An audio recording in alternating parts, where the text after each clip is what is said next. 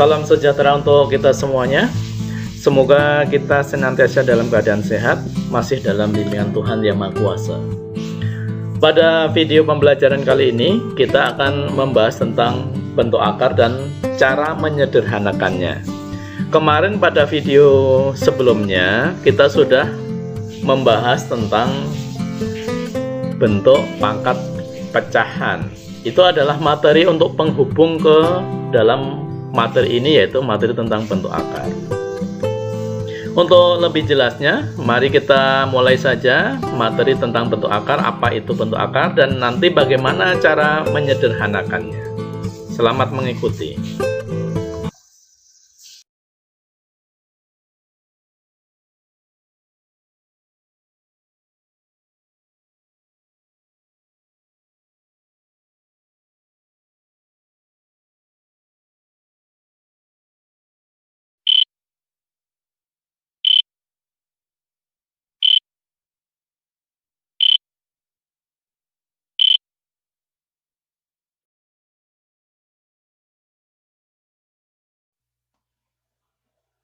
Pangkat lawannya adalah akar. Kemarin kita sudah menyimpulkan seperti itu. Jadi pangkat lawannya akar. Saya berikan ilustrasi atau contohnya seperti ini. Misalnya 1 kuadrat sama dengan 1. Ternyata pada akar 1 sama dengan 1. 2 pangkat 2 sama dengan 4. Sedangkan akar 4 sama dengan 2. 3 pangkat 2 atau 3 kuadrat hasilnya 9, akar 9 hasilnya 3, dan seterusnya. 4 kuadrat sama dengan 16, akar 16 sama dengan 4. Jadi lawannya, sekali lagi pangkat lawannya akar ya. 5 kuadrat hasilnya 25, sedangkan akar 25 hasilnya 5. 6 kuadrat hasilnya 36, akar 36 sama dengan 6. Seperti itu terus menerus. Saya buat contoh sampai 10 kuadrat sama dengan berapa? 100. Akar dari 100 10. Yang tidak saya tuliskan misalnya 12 kuadrat. Berapa? 144. Akar dari 144 hasilnya 12. Kita lihat di sini pada yang bentuk akar. Kita lihat yang bentuk akarnya dulu. Kita lihat bersama ya. Di situ ada akar 1 dan akar 4, terus akar 9, terus kemana akar 2, akar 3, akar 5, kok tidak ada di situ? Nah, pertanyaannya adalah berapakah akar 2, akar 3, dan akar 5 itu? Sedangkan akar 1, akar 4, akar 9 ada langsung bilangan bulat. Itu yang menjadi pertanyaan kita pada kali ini. Berapakah akar 2, akar 3, akar 5? Jika dihitung memakai kalkulator, hasilnya akan seperti ini. Jadi kalian punya kalkulator di rumah, misalnya dipakai untuk menghitung akar 2, hasilnya 1,41421,356 titik-titik, artinya dan seterusnya, banyak sekali masih. Selanjutnya akar 3 1,723 20508 dan seterusnya. Akar 5 2,23606,797 dan seterusnya. Artinya titik-titik dan seterusnya ya. Kalau saya sebutkan di sini nanti tidak akan cukup tempatnya. Disinilah yang disebut sebagai bentuk akar. Jadi kalau disimpulkan seperti apa? Disimpulkan berarti bentuk akar adalah akar dari bilangan rasional yang hasilnya berupa bilangan irasional. Ingat tadi 1,414 itu adalah bilangan irasional. Jadi yang bilangan desimal yang koma-koma itu yang kalian hitung pakai kalkulator adalah bilangan irasional. Nah, apa itu bilangan irasional dan rasional itu? Apakah sudah pernah belajar tentang itu?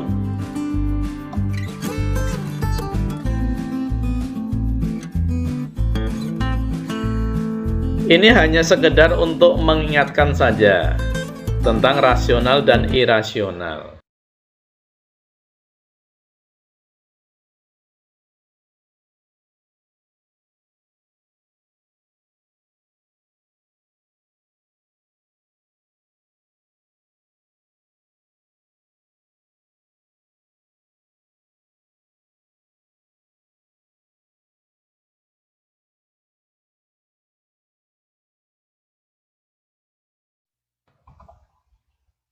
Jadi, bilangan rasional adalah bilangan yang dapat diubah menjadi pecahan biasa atau A per B ya, A per B.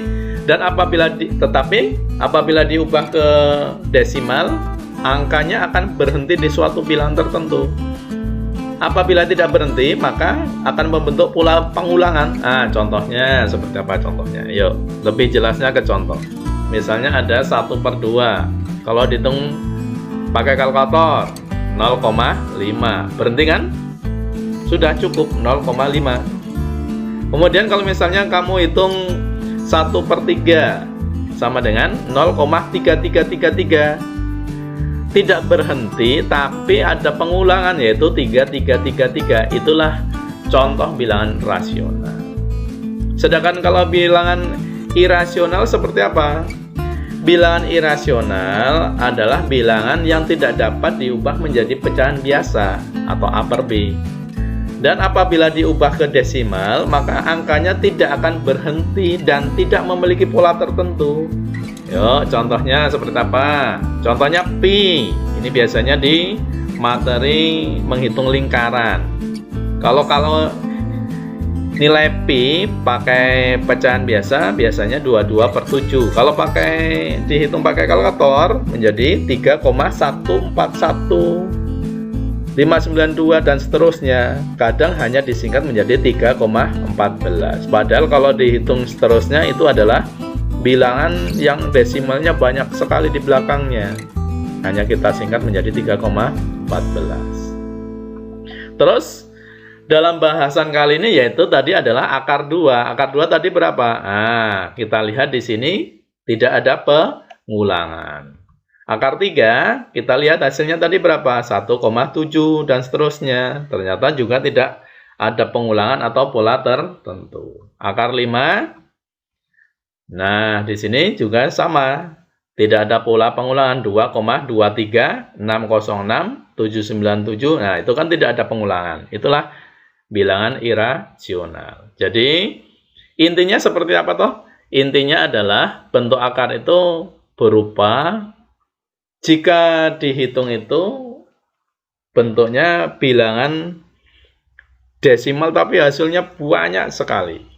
Nah, contohnya seperti tadi, akar 2, akar 3, akar 5. Nah, materi intinya adalah di sini kita bagaimana nanti menyederhanakan dengan memakai salah satu sifat bentuk akar. Saya buat salah satu sifat saja, yaitu akar dari A kalikan B. Ini akar ini bisa dipisahkan, akar A dikalikan dengan akar B. Ini adalah cara untuk menyederhanakan bentuk akar. Nah, contohnya lebih jelasnya seperti apa? Yuk, contohnya sederhanakanlah bentuk akar di bawah ini. Nomor 1, akar 12. Berapa bentuk sederhananya? Cara paling mudah adalah cari perkalian bentuk dua bilangan bentuk akar, tapi salah satunya adalah bilangan kuadrat. Nah, bilangan kuadrat itu apa saja? Nah, saya sebut ini hanya untuk mengingatkan saja. 1, 4, 9 artinya apa toh? 1 kuadrat 1, 2 kuadrat 4, 3 kuadrat 9, 4 kuadrat 16 dan seterusnya. Ini hanya untuk mengingat dan mempermudah saja. Ya, akar 12. Berarti kita lihat bilangan kuadrat bisa dipakai 4 kali 3. Jadi cari dua bilangan kuadrat, tetapi salah satunya adalah bilangan kuadrat. Saya ulangi lagi, cari dua bilangan yang salah satunya adalah bilangan kuadrat. Di sini saya memilih 4 ya. 4 kalikan berapa? 3. Yuk kita pisah angka 4-nya. Akar 4 dikalikan dengan akar 3. Akar 4 sendiri itu berapa toh? Tadi kita hitung adalah angkanya hasilnya 2. Sedangkan akar 3 kalau dihitung ternyata koma ya. Berarti akar 3-nya tetap. Jadi hasilnya akar 12 sama dengan 2 akar 3. Sampai di sini paham ya? Hanya satu contoh saja, setidaknya sudah bisa menangkap. Saya berikan contoh lagi, akar 18. Yuk. Ingat, ini saya cantumkan di sini biar lebih mudah. Akar 18 lebih mudahnya, akar 18 dibagi 4 bisa enggak? Enggak. Dibagi 9, oh bisa. Yuk. 9 kalikan berapa? 2. Yuk, berarti akar 9 dikalikan dengan akar 2. Akar 9 itu berapa? Akar 9. Akar 9 itu 3. Jadi hasilnya 3 akar 2. Itulah bentuk sederhananya. Nomor 3, akar 75. Yuk kita cari. Ternyata bisa dibagi dengan 25 bilangan kuadrat. Jadi kalau kita langsung ya, akar 25 dikalikan berapa? Kalikan 3. Berarti akar 25 itu berapa toh? Akar 25 itu adalah 5. 5 dikalikan berapa? Akar 3. Oke. Nomor 4 ya. Lebih banyak. Akar 700. Angkanya lebih besar sekarang. Akar 100 dikalikan dengan akar 7. Akar 100 itu berapa toh? Akar 100 adalah 10. Akar 700 disederhanakan menjadi 10 akar 7. Mudah kan? Ya, kalau misalnya belum paham, contoh-contoh tadi bisa diulangi kembali. Yang nomor 5 misalnya akar 32. Akar 16 dikalikan dengan 2. Bagi anak yang sudah pandai atau kalian sudah bisa langsung menangkap adalah mencari bilangan kuadrat yang terbesar, yaitu 16. Berapa akar 16? Akar 16 itu adalah 4. Kemudian akar 2-nya nggak bisa, berarti 4 akar 2 hasilnya. Atau misalnya kok kalian kesulitan menemukan bilangan kuadrat yang terbesar, misalnya 4 kalikan 8. Angka 4 itu kan bilangan kuadrat. Ya, bisa dicari akar 4-nya. 4 kalikan 8. Akar 4 itu berapa? 2. Terus kalikan akar 8. Kita lihat di sini akar 8-nya itu kan masih bisa dirubah lagi. 2. Ini 2 itu adalah tadi hasilnya yang tadi sudah ya. Sekarang kita memikirkan akar 8-nya. Akar 8 itu bisa disederhanakan lagi. Berapa? 4 kalikan 2. Bilangan 4 itu kan bisa diakar. Akar 4 itu berapa toh tadi? Akar 4 adalah hasilnya 2. Bisa dikalikan nanti ya dengan akar 2. Nah, pada bentuk 2 kali 2 kalikan akar 2 itu adalah nanti pada materi selanjutnya, yaitu tentang sifat-sifat perkalian.